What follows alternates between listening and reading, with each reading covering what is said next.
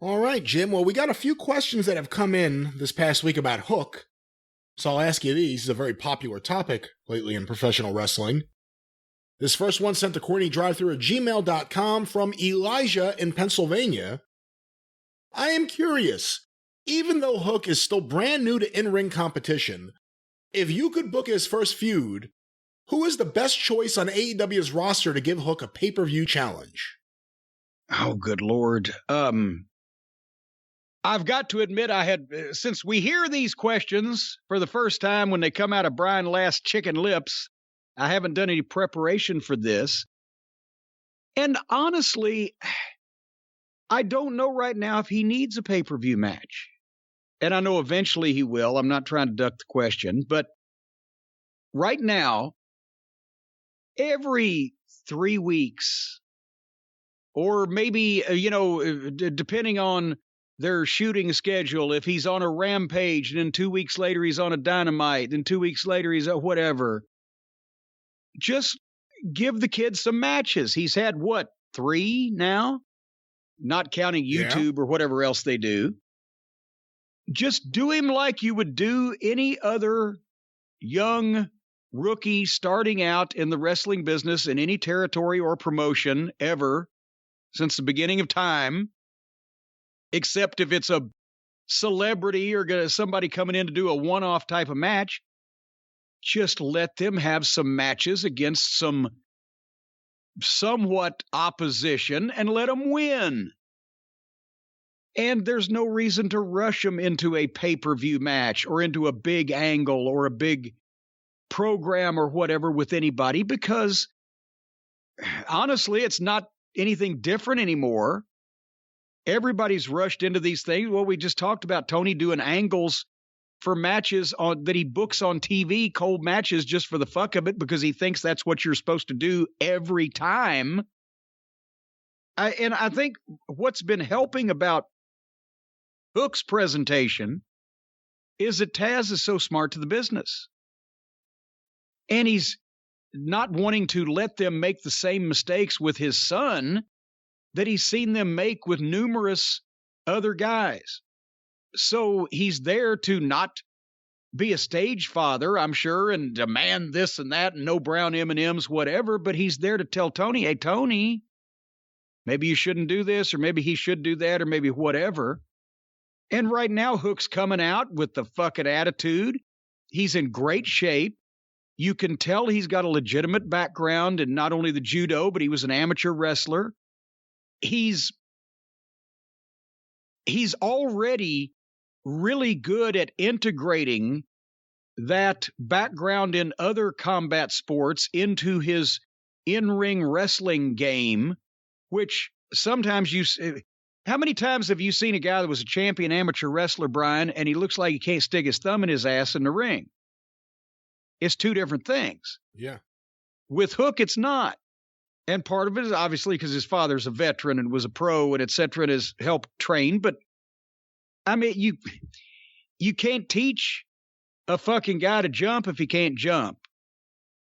So anyway, Hook integrates that background that he has into his wrestling style well and different, and he has just a different way of moving around and the snazzy little stuff that he's not fucking up.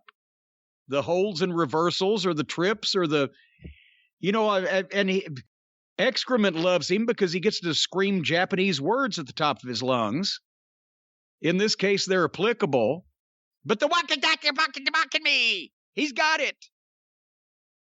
But that's the thing is, with Hook, just let him grow up in front of our eyes on television, give him some wins.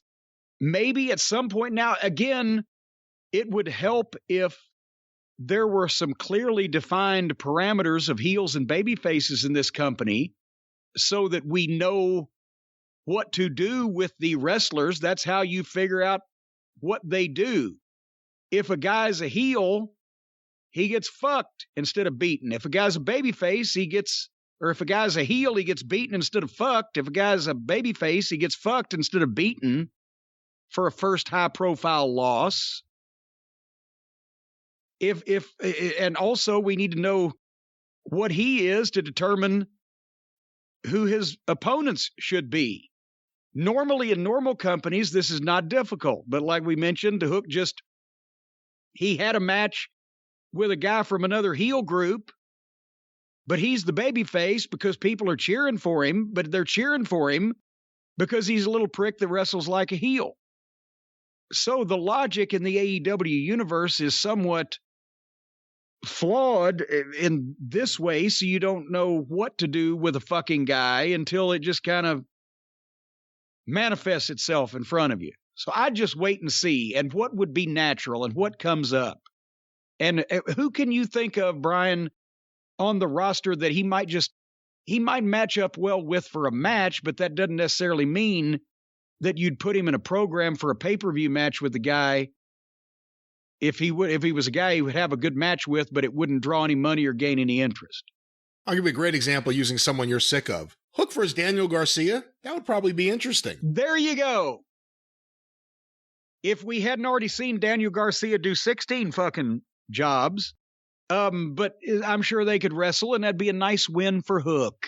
Let me ask you this. Would you keep putting him on Friday night? He hasn't been on the Wednesday night show with a match yet, I don't believe, right? Well, they all look the same, so I can't keep track. But yes, I would sprinkle him out. See, again, you don't just book people in waves if you're serious about them. I know that Tony's a statistics nut, nerd, whatever, and he's probably got some of the OCD, probably got a little of the ADD. He probably ain't down with the OPP. Where did that? I don't know. But you don't just use guys for a while and then banish them to limbo land. But when you're using them, you use them every week and then you don't see them for 3 months. No, you have to have a plan. And what I would do is I would do with him what I do with most of the guys. Sprinkle them in. Again, maybe they're on Wednesday. Then maybe they're on the following week's Friday. Then maybe they're back on the following week's Friday, but they skip another Wednesday or whatever. But on the shows that they're not appearing on live, you could do a package where you just, ladies and gentlemen, also we want to bring to your attention that Hook has won 7 matches or whatever, and here's he defeated, Eustace McGargle on TV last week. And here's 30 seconds of what he had to say. And you've taken up a minute and a half and you've reminded people that he's around and he's important. You don't just disappear and vanish people for weeks and weeks and then bring them back on TV like they haven't gone anywhere, nothing's happened, and act like everybody's going to remember everything they've done, especially because, again, unless you are an habitual note taker and a statistics nerd like Tony Khan with obviously a very good mind for details, so many details probably that he can't fucking focus on any of them, you're not going to remember that Powerhouse Hobbs beat Daniel Garcia 3 months ago in his last TV match. So it's for anybody. Your main event guys, the guys that draw the money, the guys that sell the tickets, the guys people tune in to see or go to the matches to see or whatever, you want them on as much as possible in some form or fashion. They don't have to wrestle every week like Punk until you dilute that to where it doesn't mean anything, just he's in the ring himself, but they should be heard from, talked about, seen wrestle, or recapped what they've done in the past. And then the next level down, they're on most of the shows. Again, they wrestle some, then some it's talk, then some you tell people what they did last week and billboard what they're going to do next week, even if they're not on that show, but you keep them in the mix. And then it's the job guys and the underneath guys. There you see them once a month or once every 6 weeks if you've got the budget. I've done TVs where we could afford 4 job guys. So each one of them's doing 3 jobs that night because that's what we could afford. But in a perfect world, yeah, you bring a guy in, he does a job, you see him maybe 4 or 6 weeks later, he does another job. If you're not going to start putting him over, then don't just beat him into powder in a month and fucking run him off. you cycle those guys in and out because they don't mean anything in the overall scheme of things. You want people to forget about them because all they do is lose. If they lose every goddamn week, then after 6 weeks, why the fuck is this guy even on my television? But if they lose every time, but you only see them every 6 or 8 weeks, it takes a while to catch on to that. Also, here's another thing while I'm thinking about it. Starting a guy with already in the ring is another way of saying, and here's the job, guy. If you're going to put somebody wrestle, if you're going to book someone to wrestle on a national TV show in this day and age, give them music and an entrance, and then people might think, okay, we're supposed to think this guy's somebody. And then it's one tackle pancake to the big star. What was the question? Well, let's stay on this topic. We were talking about how to book Hook in his first feud, but similar topic here, similar question, sent to CornyDriveThru@gmail.com from Ryan. Is it Tazewell, Tennessee or Tazewell, Tennessee? Tazewell, Tennessee. Tazewell, Tennessee.